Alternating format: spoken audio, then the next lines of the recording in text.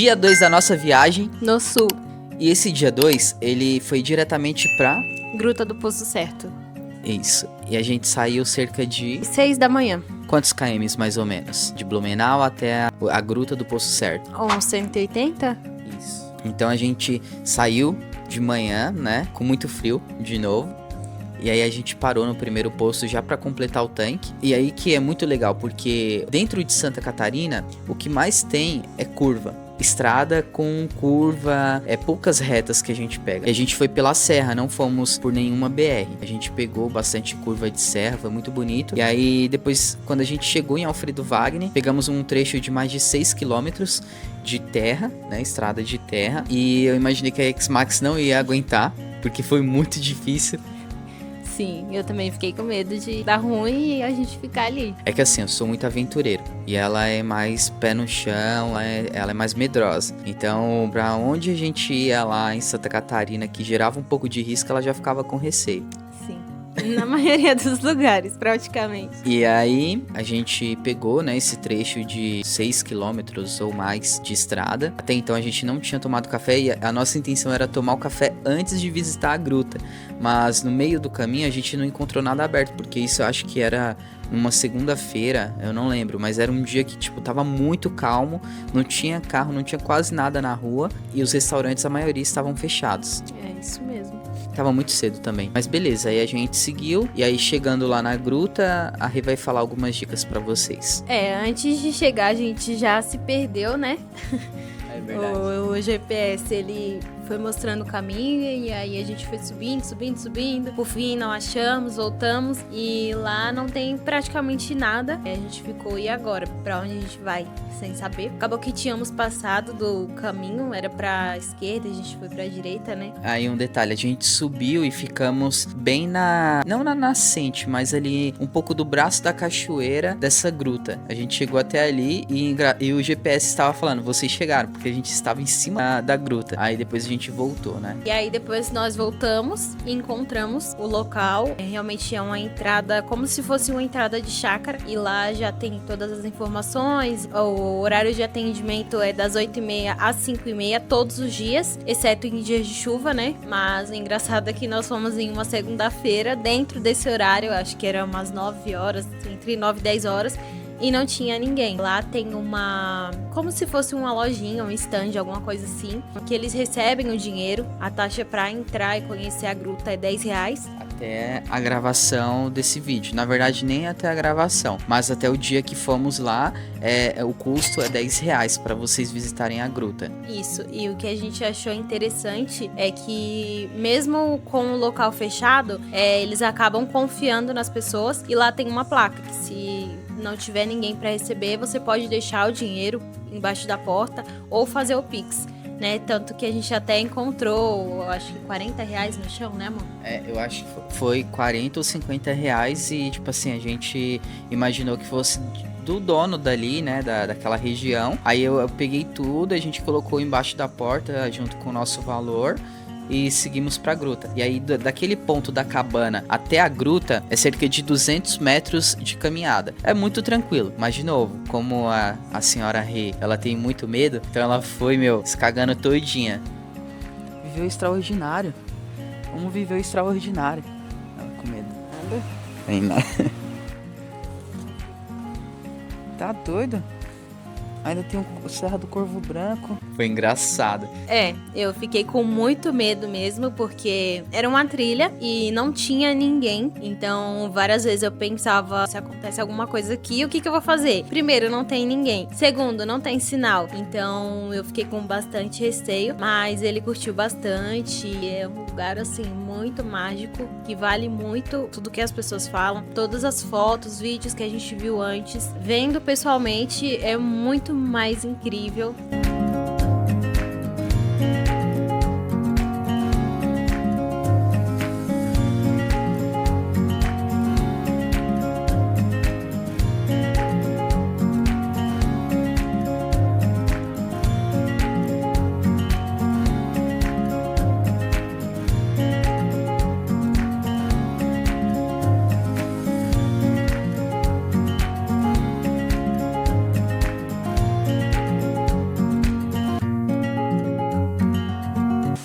Vale a pena demais. É muito perfeito.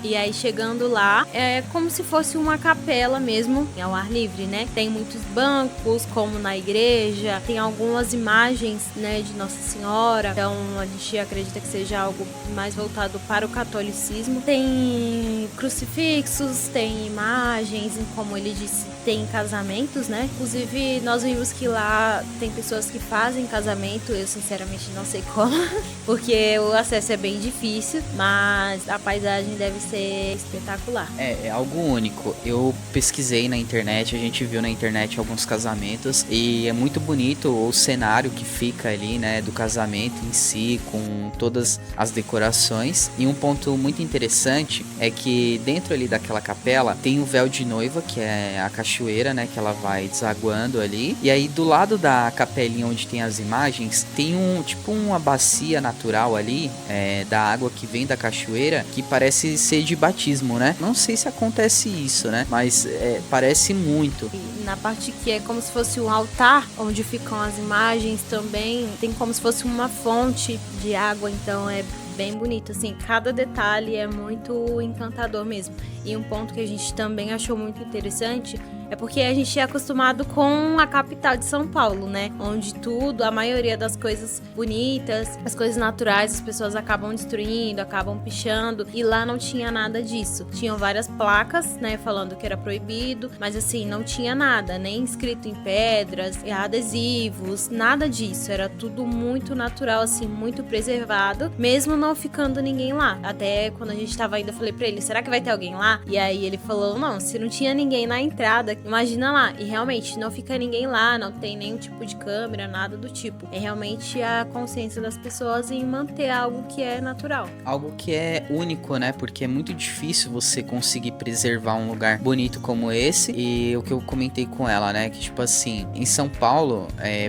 quando a gente sai de São Paulo, até mesmo pra ir pro interior, quando a gente sai da capital pra irmos no interior, já parece que a cultura é diferente. E quando a gente vai pra uma cidade menor, onde tem lugares naturais, parece que a gente não tá nem dentro do Brasil, porque as pessoas acabam recepcionando a gente super bem, quando tem pessoas, né?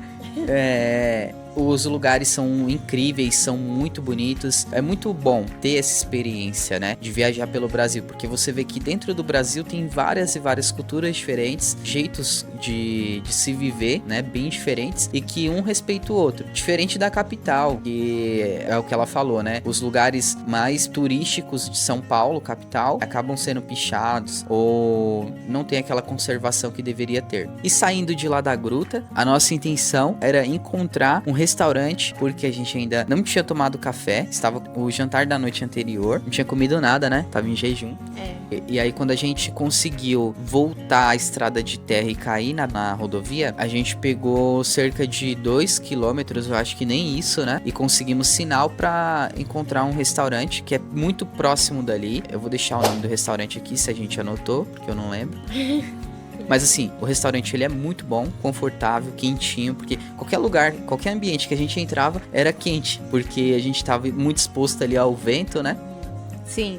E aí, chegando lá, eu pedi, se eu não me engano, um cappuccino e um misto quente. E o lugar é muito bonito pra se tomar um café. Vou deixar o preço aqui também. Você pediu o que, amor? Eu pedi um chocolate quente e... um detalhe. Em todo ponto de parada, ela pediu chocolate quente. Eu falava, ué, você não sabe pedir outra coisa?